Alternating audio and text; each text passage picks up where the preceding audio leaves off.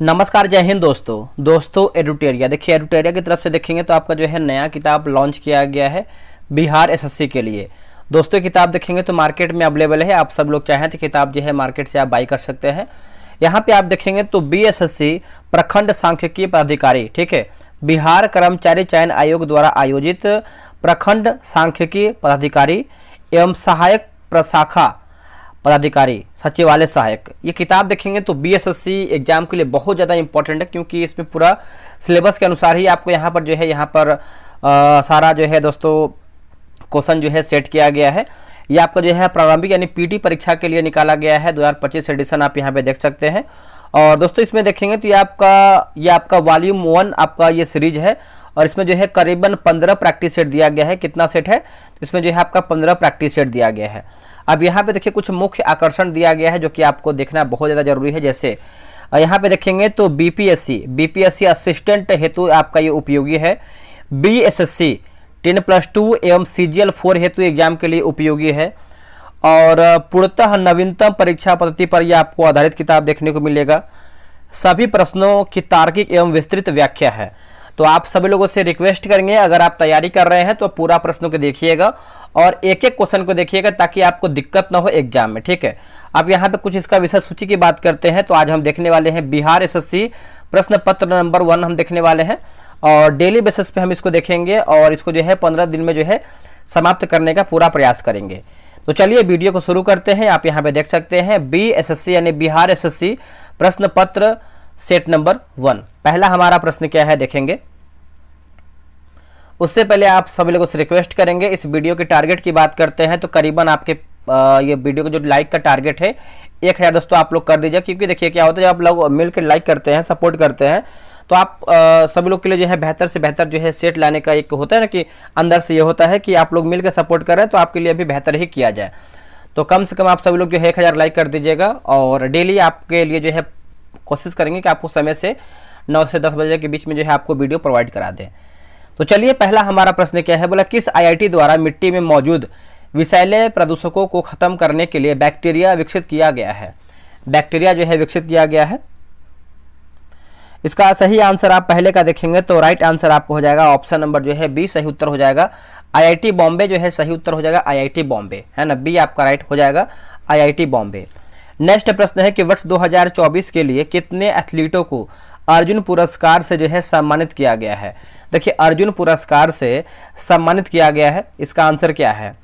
इसका आंसर देखेंगे question number दूसरे का तो ऑप्शन नंबर जो है ए सही उत्तर हो जाएगा, 32 हो जाएगा दोस्तों, 32 एथलीटों को, ठीक है। ऑप्शन नंबर जो है ए होगा। देखिए भारत के युवा मामले और खेल मंत्रालय द्वारा प्रत्येक वर्ष राष्ट्रीय खेल पुरस्कार जो है दिया जाता है। और बात करेंगे दोस्तों यहाँ पर कि इसमें देखेंगे तो मनु भाकर हैं, हरमनप्रीत सिंह हैं, डी गुकेश तथा प्रवीण कुमार को मेजर ध्यानचंद्र खेल रत्न जो है दोस्तों एक तरीके से बोल सकते हैं पुरस्कार से जो है सम्मानित किया गया है। नेक्स्ट क्वेश्चन है क्वेश्चन नंबर 3। देखिए आईसीसी अंडर 19 महिला T20 विश्व कप 2025 का आयोजन किस देश में किया गया है। 2025 का जो आयोजन है दोस्तों कौन से देश में किया गया है? तो ये किया गया है आपका मलेशिया में किया गया है। आंसर देखेंगे तो डी उत्तर हो जाएगा, मलेशिया में। और ये दोस्तों इसका आयोजन की बात करते हैं तो 18 जनवरी से लेकर के 2 फरवरी तक जो है इसका आयोजन किया गया है। राष्ट्रीय मानवाधिकार आयोग के अध्यक्ष के रूप में किसे नियुक्त किया गया है? किसे नियुक्त किया गया है? इसका आंसर क्या होगा? इसका आंसर देखेंगे तो हो जाएगा ऑप्शन नंबर ए होगा, बी रामा सुब्रमण्यम हो जाएगा। ऑप्शन नंबर ए होगा बी रामा सुब्रमण्यम। तो कि जस्टिस बी रामा सुब्रमण्यम राष्ट्रीय मानवाधिकार आयोग के 9वें अध्यक्ष हैं। कौन से नंबर के हैं? तो ये 9वें अध्यक्ष हैं। नेक्स्ट क्वेश्चन है केंद्रीय मंत्री निर्मला सीतारमन ने वित्तीय वर्ष 2025-26 के लिए कुल कितने रुपए की बजट जो है पेश किया है। तो कुल कितना रुपए का दोस्तों बजट जो है पेश किया गया है? तो आप यहाँ पे देख सकते हैं 50.65 लाख करोड़ हो जाएगा। ऑप्शन नंबर जो है बी सही उत्तर हो जाएगा। केंद्रीय वित्त मंत्री निर्मला सीतारमन ने 1 फरवरी 2025 को लगातार 8वीं बार जो है बजट पेश किया है। फरवरी 2025 में भारत में कितने नए वेटलैंड को रामसर साइट्स का जो है दर्जा दिया गया है? इसका आंसर क्या होगा दोस्तों? इसका आंसर देखेंगे तो ऑप्शन नंबर जो है ए हो जाएगा, 4 रामसर साइट्स बोल सकते हैं। ऑप्शन नंबर ए हो जाएगा। देखिए इसमें झारखंड के उधवा झील, तमिलनाडु के थेरंगल पक्षी अभ्यारण्य और सक्करकोटई पक्षी अभ्यारण्य तथा सिक्किम में खेचे ओपलई वेटलैंड इसमें जो है शामिल है। और फरवरी 2025 तक भारत में कुल कितने रामसर साइट्स हैं, तो बोल सकते हैं 89 यानी 89 आपका जो है सही होगा। हाल ही में किस राज्य सरकार ने दीनदयाल उपाध्याय भूमिहीन कृषि मजदूर कल्याण योजना शुरू की है? आंसर हो जाएगा छत्तीसगढ़, है ना। ऑप्शन नंबर देखेंगे तो डी सही उत्तर हो जाएगा, छत्तीसगढ़ जो है सही उत्तर हो जाएगा, छत्तीसगढ़। वित्तीय वर्ष 2025-26 के लिए बिहार का कुल बजट व्यय कितना अनुमानित है? कितना अनुमानित है? तो दोस्तों ये आपको हो जाएगा, ऑप्शन नंबर देखेंगे तो ए जो है सही उत्तर हो जाएगा, 3,16,895.02 करोड़ हो जाएगा, है ना। ऑप्शन नंबर जो है 8वें का ए राइट आंसर होगा। देखिए उप मुख्यमंत्री सह वित्त मंत्री सम्राट चौधरी ने 3 मार्च 2025 को बिहार विधानमंडल में बजट पेश किया है।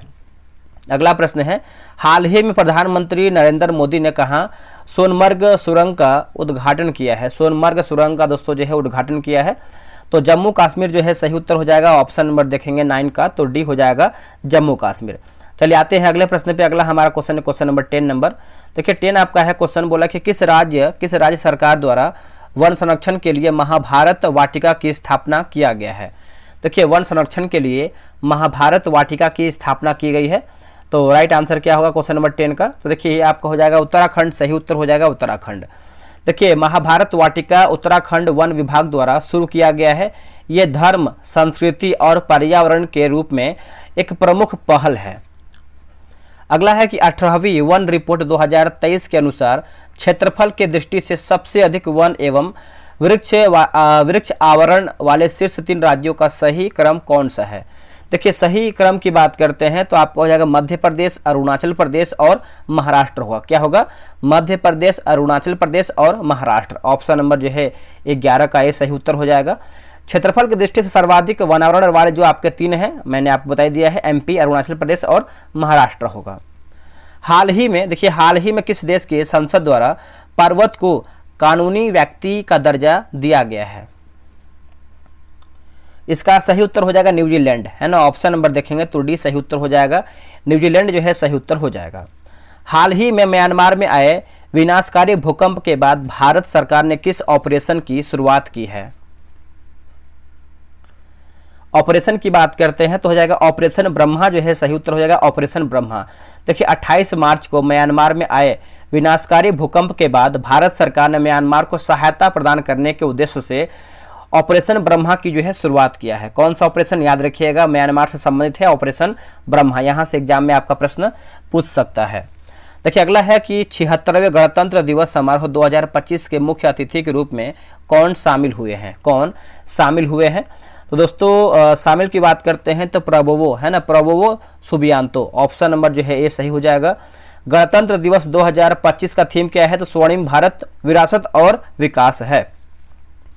बिहार के कितने व्यक्तियों को वर्ष 2025 में पद्म पुरस्कार देने की घोषणा की गई है? देखिए पद्म पुरस्कार देने की घोषणा किया गया है, तो इसमें देखेंगे तो 7 व्यक्ति हो जाएंगे। ऑप्शन नंबर जो है आपका सी उत्तर हो जाएगा, 7 व्यक्ति।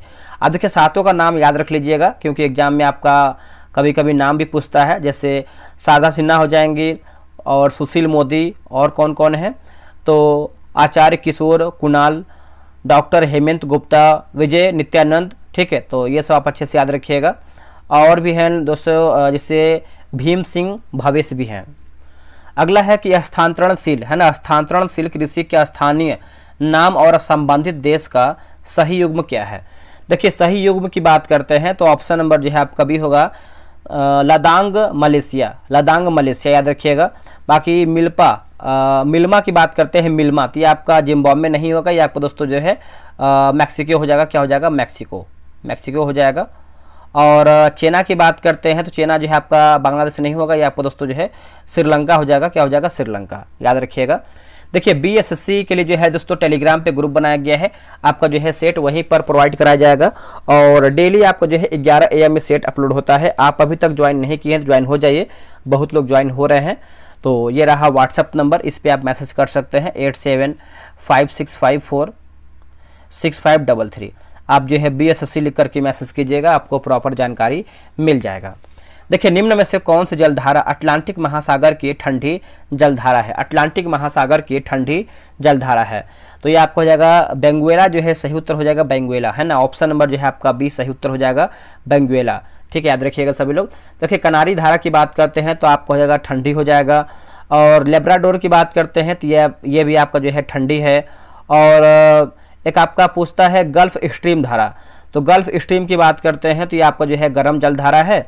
और इनरमिंजन की बात करते हैं ये भी आपका है। और क्या दिया गया दोस्तों?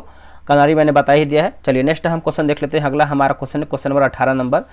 निम्नलिखित में से कौन सा युग्म जो है सही सुमेलित नहीं है? हमारा जो है गलत आंसर क्या है 18 का?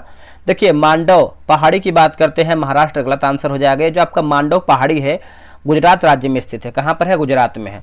बाकी गड़जात की बात करते हैं तो उड़ीसा सही है। नलामलाई की बात करते हैं तो आंध्र प्रदेश में है। और सेवराय पहाड़ी जो है आपको तमिलनाडु में देखने को मिलता है। नेक्स्ट क्वेश्चन है क्वेश्चन नंबर 19 नंबर। भारत सरकार अधिनियम 1935 के संदर्भ में कौन सा विकल्प या फिर कथन जो है सही नहीं है? हमारा जो है गलत आंसर क्या है? देखिए प्रांतीय विस्वायत्ता है ना, प्रांतीय स्वायत्ता का जो प्रावधान है ये सही है।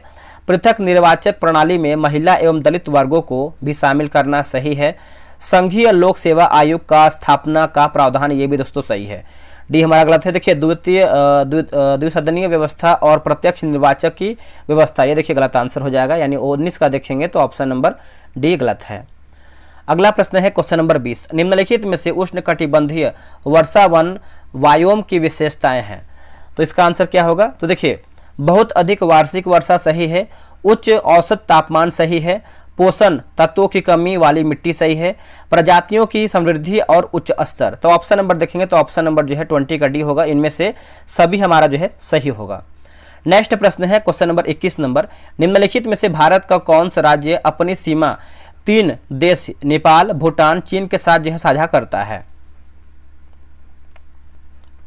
इसका आंसर देखें क्वेश्चन नंबर 21 का दोस्तों, तो राइट आंसर जो है आपका हो जाएगा ऑप्शन नंबर बी होगा, सिक्किम जो है सही उत्तर हो जाएगा, सिक्किम। ठीक है, याद रखिएगा, भूलिएगा नहीं, सिक्किम आपका सही होगा। देखिए अरुणाचल प्रदेश की सीमा जो है भूटान, चीन, म्यांमार के साथ लगता है। और असम की बात करते हैं, असम की जो सीमा है आपका भूटान तथा बांग्लादेश के साथ लगती है। निम्नलिखित में से कौन सही सुमेलित है? सही सुमेलित की बात करते हैं क्वेश्चन नंबर 22 का, दाची ग्राम राष्ट्रीय उद्यान की बात करते हैं, जम्मू कश्मीर सही उत्तर हो जाएगा। और देखिए हेमिस राष्ट्रीय उद्यान आप सभी को पता है ये कहाँ पर है बताइए। देखिए दोस्तों ये जो आपका हेमिस है आपका कर्नाटक नहीं लद्दाख होना चाहिए। उसके बाद और क्या दिया गया दोस्तों, दर्रा राष्ट्रीय उद्यान की बात करते हैं तो आपका हरियाणा में नहीं है, ये आपको जो है चंबल दर्रा जो है ये आपको जो है राजस्थान में देखने को मिलता है। कहाँ पर है? राजस्थान में। तो ये भी आप अच्छे से याद रखिएगा।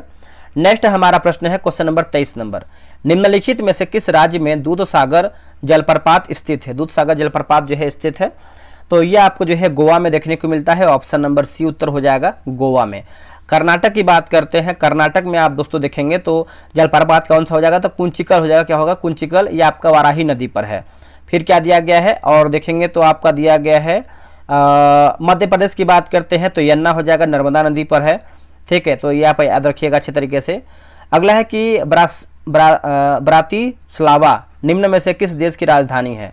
ब्रातिस्लावा, तो दोस्तों ये आपका है स्लोवाकिया का है। किसका है? स्लोवाकिया का है। ऑप्शन नंबर ए हो जाएगा, स्लोवाकिया। और कौन कौन सा है देख लेते हैं, जैसे कोसोवो की बात करते हैं तो प्रिस्टीना को हो जाएगा।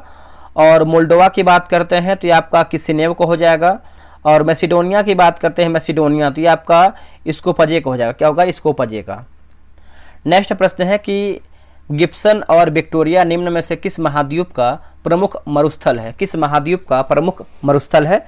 तो दोस्तों ये आपका है इनमें से कोई भी नहीं। आंसर देखेंगे तो 25 का जो है डी उत्तर हो जाएगा, इनमें से कोई भी नहीं। देखिए ऑस्ट्रेलिया महाद्वीप का प्रमुख मरुस्थल गिब्सन और विक्टोरिया है। क्या होना चाहिए? ऑस्ट्रेलिया जो है आपका सही उत्तर हो जाएगा, ऑस्ट्रेलिया।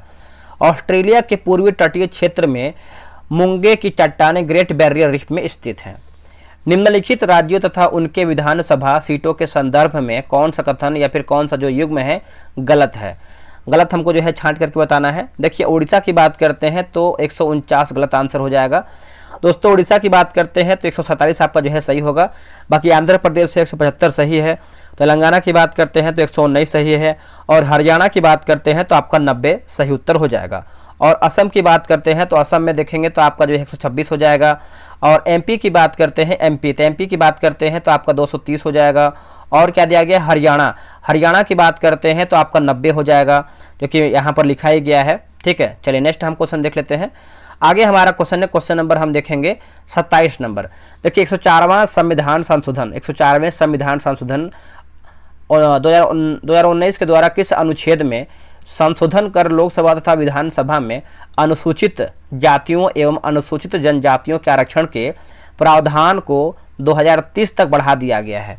देखिए 2030 तक दोस्तों जो है बढ़ा दिया गया है। तो इसका राइट आंसर देखेंगे तो ऑप्शन नंबर डी हो जाएगा, अनुच्छेद 334 जो है सही उत्तर हो जाएगा, अनुच्छेद 334। ठीक है, तो आप इसको अच्छे से याद रखिएगा।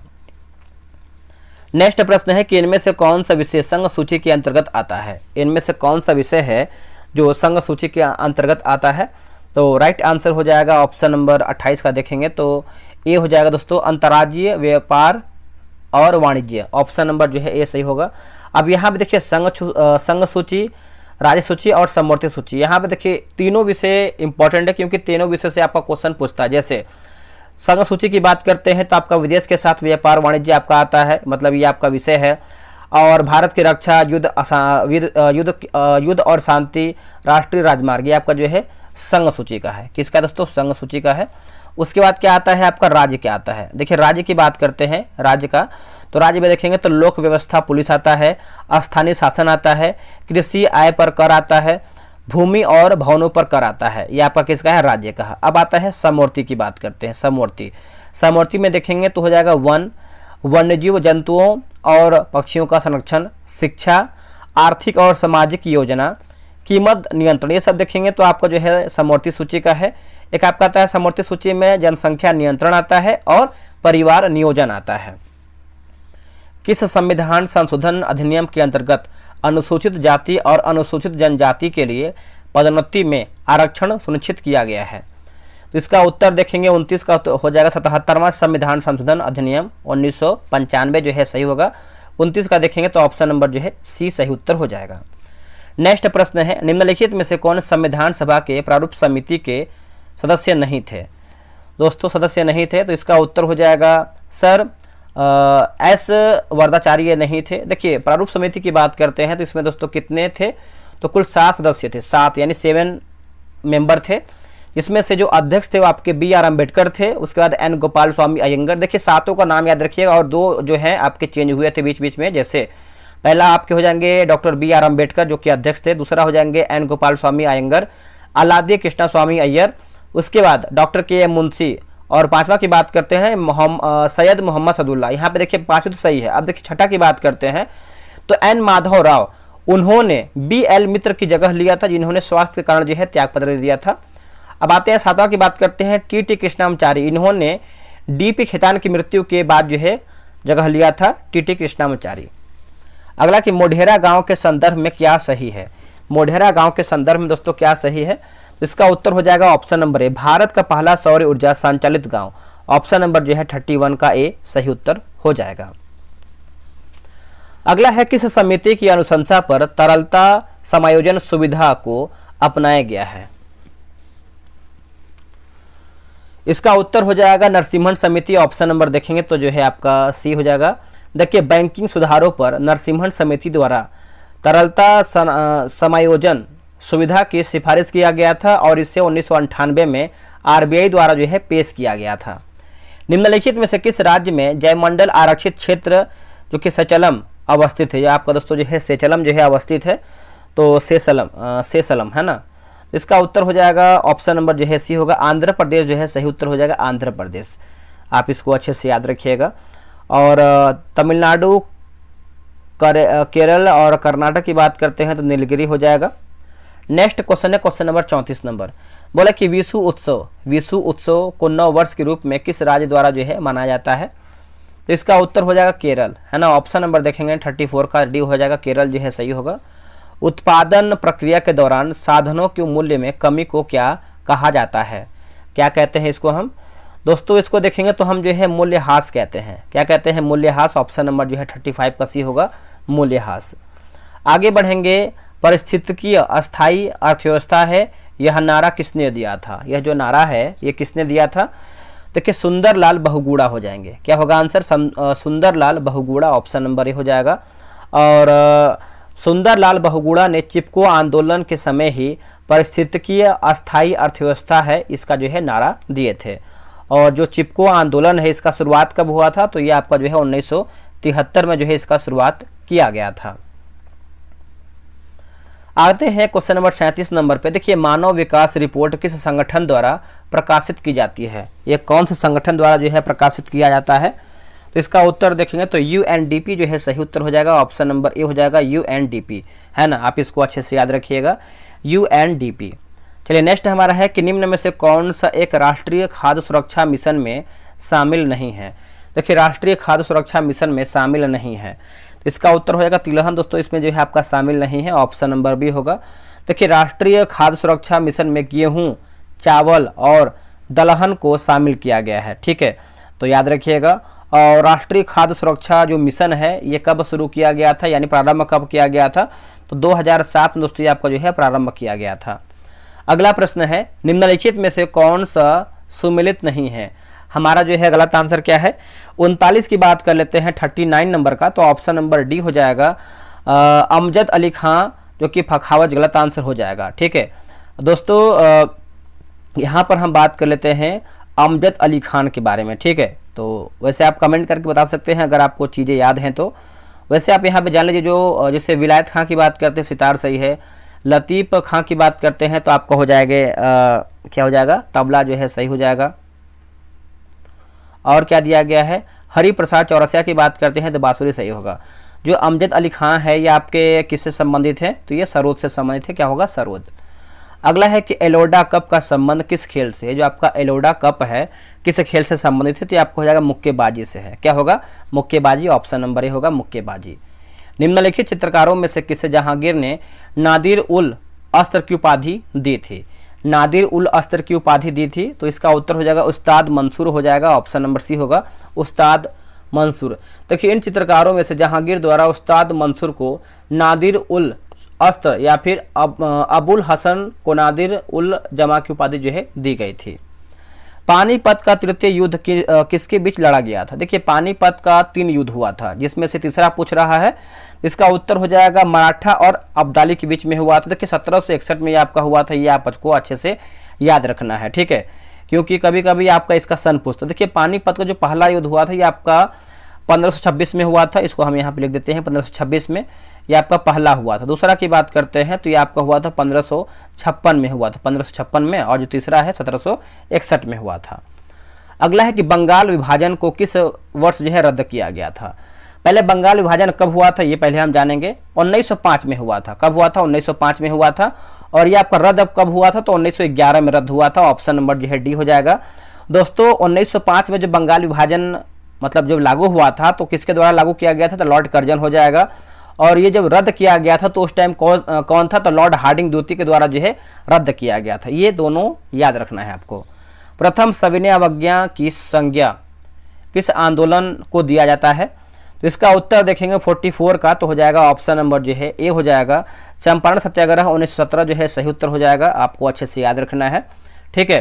और खेड़ा देखिए 1918 सही है। अहमदाबाद मिल हड़ताल की बात करते हैं तो ये भी आपका सही है 18। और स्वदेशी आंदोलन की बात करते हैं तो 1905। कभी कभी मिलान करके आता है कि चारों ऑप्शन दिया रहेगा और जो इसका सन है इधर उधर दिया रहेगा, बस कब मिलाना होता है कि चंपारण कब हुआ था, अहमदाबाद मिल हड़ताल कब हुआ था। इस तरीके से देखिए कभी कभी मिलान करने का भी आता है। 1923 में गठित स्वराज पार्टी के महासचिव किसे जो है नियुक्त किया गया था? किसे दोस्तों जो है नियुक्त किया गया था? तो मोतीलाल नेहरू जो है सही उत्तर हो जाएगा। ऑप्शन नंबर बी होगा, मोतीलाल नेहरू। देखिए इस पार्टी के जो अध्यक्ष हैं चित्तरंजन दास और महासचिव की बात करते हैं तो मोतीलाल नेहरू थे। खुदाई खिदमतगार नामक स्वसेवी संगठन की स्थापना किसके द्वारा जो है की गई थी? तो दोस्तों ये किया गया था अब्दुल गफार खां। क्या होगा आंसर? अब्दुल गफार खां। ऑप्शन नंबर जो है 46 का ए सही होगा। उत्तर पश्चिमी सीमांत प्रांत में गफार खान के नेतृत्व में मुसलमानों ने सविनय अवज्ञा आंदोलन में भाग लिया था। ठीक है। और बात करेंगे अब्दुल गफ्फार खान को जो है सीमांत गांधी भी कहते हैं और बादशाह खान के नाम से भी जानते हैं। अगला है कि दूसरा बौद्ध संगीति का आयोजन किसके शासनकाल में हुआ था। दोस्तों ये आपका हुआ था काला अशोक के शासनकाल में हुआ था। ऑप्शन नंबर देखेंगे तो सी होगा। देखिए 4 आपको जो है बौद्ध संगीति हुआ था, चारों को आपको अच्छे से याद रखना है। एक बार हम इसको फटाफट देख लेते हैं। प्रथम की बात करते हैं तो आपका 483 ईसा पूर्व में हुआ था, राजगिरी स्थान, अजातशत्रु शासक। और अध्यक्ष की बात करते हैं महाकश्यप। और दूसरा की बात करते हैं तो 383 ईसा पूर्व में, स्थान की बात करते हैं वैशाली, और शासक की बात करते हैं काला अशोक, और अध्यक्ष की बात करते हैं तो सबाकामी। तीसरा की बात करते हैं तो आपको हो जाएगा 247 ईसा पूर्व हो जाएगा। उसके बाद स्थल की बात करते हैं पाटलिपुत्र, शासक की बात करते हैं तो अशोक, और उस टाइम अध्यक्ष कौन था तो मोगलीपुत्र हो जाएगा। और चतुर्थ की बात करते हैं तो ये आपको होता है ईसा पूर्व की प्रथम शताब्दी में हुआ था, कुंडल 1 में हुआ था। और उस टाइम जो है शासक की बात करते हैं कनिष्क, और जो अध्यक्ष था आपका वसुमित्र। तो एक बार आप इसको याद रख लेंगे, ठीक है। इसका आंसर जो है आपका हो जाएगा 48 का। देखेंगे तो बताइए क्या होगा। आप लोगों ने आंसर कर लिया होगा। इसका उत्तर हो जाएगा कुषाण, जो है सही उत्तर हो जाएगा कुषाण। चलिए आगे बढ़ते हैं। अगला हमारा प्रश्न है, अगला प्रश्न है किस मुगल बादशाह ने सिजदा प्रथा को जो है समाप्त किया था। ये जो आपका सिजदा प्रथा है इसको जो है समाप्त किया था तो शाहजहां जो है सही उत्तर हो जाएगा शाहजहां। ऑप्शन नंबर जो है बी होगा। देखिए शाहजहां ने सिजदा प्रथा को जो है समाप्त किया था, और सिजदा और पैबोस प्रथा की शुरुआत जो है गयासुद्दीन बलबन द्वारा जो है की गई थी। अगला कि अष्ट दिग्गज किस राजा के दरबारी थे। जो आपके अष्ट दिग्गज है, अष्ट दिग्गज जो थे किस राजा के दरबारी कवि थे तो ये थे कृष्णदेव राय के। आंसर देखेंगे 50 का सी होगा कृष्णदेव राय। कृष्णदेव राय विजयनगर साम्राज्य के तुलु वंश से संबंधित थे, और कृष्णदेव राय का जो शासनकाल था 1509 से लेकर के 29 तक जो है इसका शासनकाल था। आगे बढ़ेंगे। निम्न में से कौन सा त्वरण का मात्रक है। इनमें से कौन सा त्वरण का मात्रक है तो मीटर प्रति सेकंड स्क्वायर हो जाएगा। ऑप्शन नंबर जो है 51 का बी होगा, मीटर प्रति सेकंड स्क्वायर। एक प्रकाश वर्ष का मान कितने मीटर के बराबर होता है, कितने मीटर के बराबर होता है तो इसका आंसर देखेंगे तो आपका ऑप्शन नंबर बी होगा 9.46 × 10 के पावर 15 m। ऑप्शन नंबर जो है 52 का बी सही उत्तर हो जाएगा। देखिए कूलाम के नियम के अनुसार 2 बिंदु आवेशों के बीच विद्युत बल है। इसका आंसर क्या होगा। देखिए इसका उत्तर देखेंगे तो ऑप्शन नंबर सी होगा। आवेशों की मात्राओं के गुणनफल के समानुपाती और उनके बीच की दूरी के वर्ग के व्युत्क्रमानुपाती होता है। ऑप्शन नंबर जो है 53 का सी सही उत्तर हो जाएगा। आते हैं अगले प्रश्न पे। देखिए गैल्वेनोमीटर है ना, गैल्वेनोमीटर का अनुप्रयोग किस लिए किया जाता है, किस लिए होता है दोस्तों। तो इसका आंसर देखेंगे क्वेश्चन नंबर 54 का, तो ऑप्शन नंबर डी होगा। विद्युत धारा की उपस्थिति जांचने में, विद्युत धारा की उपस्थिति जांचने में ऑप्शन नंबर जो है 54 का डी होगा। देखिए अमीटर की बात करते हैं तो विद्युत धारा विभवांतर मापी जाती है, विद्युत धारा, ठीक है। और वोल्टमीटर की बात करते हैं विभवांतर मापी जाता है, ये भी आप अच्छे से याद रखिएगा, आपका क्या हो जाएगा वोल्टमीटर हो जाएगा। नेक्स्ट प्रश्न है यांत्रिक ऊर्जा को विद्युत ऊर्जा में रूपांतरण किसके द्वारा किया जाता है। दोस्तों ये आपको होता है डायनेमो के द्वारा। आंसर देखेंगे तो डी हो जाएगा डायनेमो। और विद्युत मोटर की बात करते हैं तो विद्युत ऊर्जा से यांत्रिक ऊर्जा हो जाएगा विद्युत मोटर। और विद्युत सेल की बात करते हैं तो रासायनिक ऊर्जा से विद्युत ऊर्जा हो जाएगा। और इंजन की बात करते हैं तो उष्मा ऊर्जा से यांत्रिक ऊर्जा हो जाएगा। निम्न में से कौन सा आसंजक बल का उदाहरण नहीं है। इनमें से कौन सा आसंजक बल का उदाहरण नहीं है। देखिए जल से भीगी हुई 2 प्लेटों का आपस में चिपकाना ये आपका नहीं है। बाकी ब्लैक बोर्ड पर चौक से लिखना सही है। किसी वस्तु का जल से भीगना सही है, ठीक है। आगे है कि बहती हवा में ऊर्जा का कौन सा मूल रूप मौजूद होता है ना, ऊर्जा का कौन सा जो है मूल रूप मौजूद होता है। तो इसका उत्तर हो जाएगा केवल गतिज, जो है सही उत्तर हो जाएगा केवल गतिज। ऑप्शन नंबर जो है 57 का बी हो जाएगा केवल गतिज। अगला कि बैरोमीटर का पाठ्यांक जब धीरे धीरे ऊपर चढ़ता है तो मौसम की स्थिति कैसी होगी। ये जो मौसम की स्थिति है कैसी होगी। तो दोस्तों इसका आंसर देखें क्वेश्चन नंबर 58 का, तो ऑप्शन नंबर जो है 58 को बताइए क्या होगा। 58 का हो जाएगा ऑप्शन नंबर डी हो जाएगा। डी में देखिए दिया गया है आपका दिन साफ होने की संभावना। क्या होगा आंसर, दिन साफ होने की संभावना। ऑप्शन नंबर जो है डी सही होगा। अगला है कि सर्वप्रथम खोजा गया हार्मोन कौन सा था। सर्वप्रथम खोजा गया हार्मोन कौन सा था। तो हार्मोन की बात करते हैं तो सिक्रेटिन हार्मोन हो जाएगा ऑप्शन नंबर ए। और सर्वप्रथम खोजा गया हार्मोन जो है सिक्रेटिन है। हार्मोन अंतःस्रावी ग्रंथियों के द्वारा जो है उत्पादित होते हैं। सिक्रेटिन हार्मोन पूरे शरीर में पानी के होमियोस्टेसिस को नियंत्रित करता है। किस रक्त समूह यानी ब्लड ग्रुप में एंटीजन अनुपस्थित होता है? जो आपका एंटीजन है अनुपस्थित होता है। तो 60 का आंसर देखेंगे तो हो जाएगा ऑप्शन नंबर डी हो जाएगा, ओ हो जाएगा। ठीक है, ए बी तथा ओ रक्त समूह की खोज जो है कार्ल लैंडस्टेनर द्वारा जो है किया गया था। आगे हमारा प्रश्न है कि सबसे बड़ा एक कोशिकीय जीव कौन सा है? सबसे बड़ा एक कोशिकीय जीव कौन सा है? तो यह आपको हो जाएगा एसिटेबुलेरिया जो है सही उत्तर हो जाएगा, एसिटेबुलेरिया है ना। 61 का सी हो जाएगा। कोशिका की खोज किसने किया था? तो रॉबर्ट हुक ने किया था। और ये कब किया था? तो 1665 में किया था, 1665 में जो है किया था। जंतु जगत का दूसरा सबसे बड़ा संघ कौन सा है? देखिए, जंतु जगत का दूसरा सबसे बड़ा की बात करते हैं तो मोलस्का जो है सही उत्तर हो जाएगा, मोलस्का। ऑप्शन नंबर जो है 62 का ही हो जाएगा। जंतु जगत का सबसे बड़ा संघ की बात करते हैं तो आपका आर्थ्रोपोडा हो जाएगा।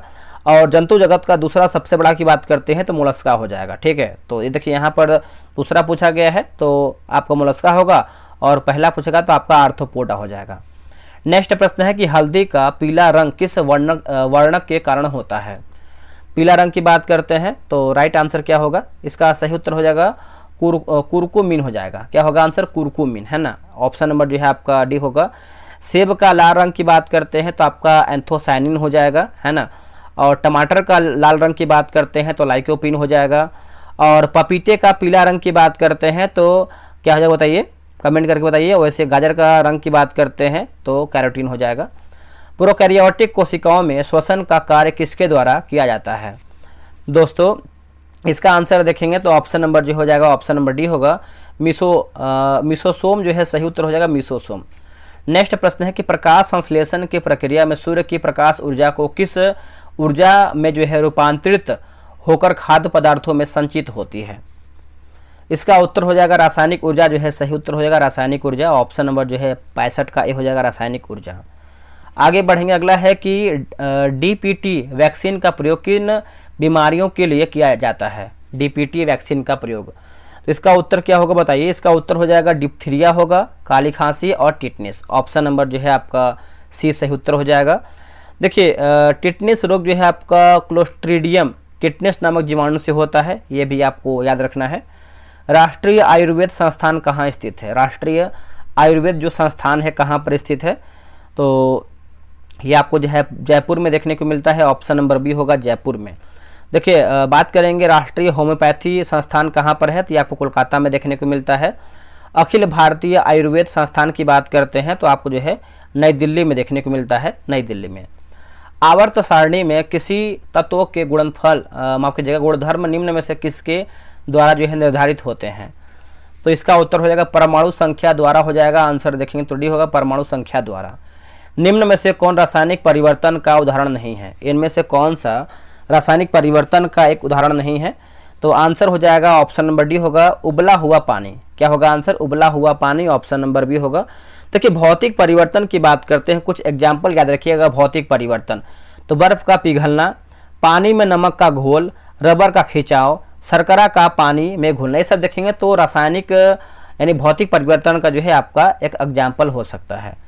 अगला है कि क्वांटम संख्याएं कितनी प्रकार की होती हैं? क्वांटम संख्याएं तो ये होती हैं 4 प्रकार से। ऑप्शन नंबर जो है आपका सी होगा, याद रखिएगा। नेक्स्ट है कि दिए गए विकल्पों में से कौन धातु तत्व नहीं है? तो इसका आंसर देखेंगे क्वेश्चन नंबर 71 का तो डी हो जाएगा। सल्फर जो है आपका नहीं है, बाकी कॉपर है, मरकरी है और आयरन भी शामिल है। देखिए C614 तथा C714 उदाहरण है किसका, यानी 7N14। तो इसका आंसर देखेंगे तो आपका ऑप्शन नंबर जो है बी हो जाएगा, संभारिक का हो जाएगा। क्या होगा? संभारिक का। बीटा कण निम्न में से किस प्रकार का आवेश वहन करता है? किस प्रकार का आवेश वहन करता है? तो यह करता है ऋणात्मक हो जाएगा। ऑप्शन नंबर जो है 73 का हो जाएगा, ऋणात्मक। एक परमाणु के 3 आधारभूत अवयव कौन से हैं? एक परमाणु के 3 आधारभूत अवयव कौन से हैं? तो राइट आंसर देखेंगे 74 का, तो ऑप्शन नंबर बी होगा, प्रोटॉन, न्यूट्रॉन तथा इलेक्ट्रॉन, है ना। ऑप्शन नंबर जो है 74 का बी राइट आंसर हो जाएगा। आगे बढ़ेंगे, निम्न में से कौन चूना पत्थर को निरूपित करता है? इनमें से कौन जो है चूना पत्थर को निरूपित करता है? तो CaCO3 होगा, CaCO3 ऑप्शन नंबर सी। अब देखिए 75 क्वेश्चन देखेंगे तो आपका जो है जीके जीएस का है, और जो आपका 75 क्वेश्चन है वो आपका मैथ प्लस रीजनिंग का है। इसके बाद देखेंगे तो आपका जो है मैथ प्लस रीजनिंग का क्वेश्चन स्टार्ट हो गया है। तो आप जो है ग्रुप ज्वाइन कर लीजिए, वहाँ पर टेलीग्राम ग्रुप आप उसको वहाँ से बनाइए, बहुत लोग बना रहे हैं तो आप भी बनाइए। और डिस्कशन वगैरह सब जो है इसमें दिया गया है, आप यहाँ पे देख सकते हैं डिस्कशन, ये सब देखिए व्याख्या बहुत ही बेहतरीन तरीके से जीके जीएस है। और मैथ रीजनिंग भी आपको हम दिखाए थे ताकि आपको क्लियर हो जाए कि मैथ रीजनिंग का भी जीके जीएस देखिए मैथ का है, रीजनिंग का है, तो सबका जो है आपको डिस्कशन मिल जाएगा। तो प्रॉपर तरीके से ज्वाइन होइए, देखिए तगड़े तरीके से तैयारी कीजिए या फिर मत कीजिए, सिंपल से मेरा ये कहना होता है। लगिए तो ऐसा लगिए कि आपका रिजल्ट जो है बोले, ठीक है। तो मेहनत कीजिए, जम के कीजिए और स्कोर बढ़ाइए अपना। अगर आपका क्वेश्चन 100 सही हो रहा है तो कोशिश कीजिए कि अगला सेट में हमारा जो है क्वेश्चन 101 सही हो, मतलब क्वेश्चन कम ना हो, सही हो, मतलब बढ़ता रहे, कम ना हो। तो इस तरीके से आपको मेहनत करते रहना है, लगातार मेहनत करना है, रिजल्ट आपका पक्का होगा। तो चलिए दोस्तों, मिलते हैं एक नई वीडियो में। आज के लिए इतना ही। आप लाइक करके ही जाइएगा, हो सके तो शेयर भी कीजिएगा ताकि और भी लोग इस वीडियो का लाभ उठा पाएँ।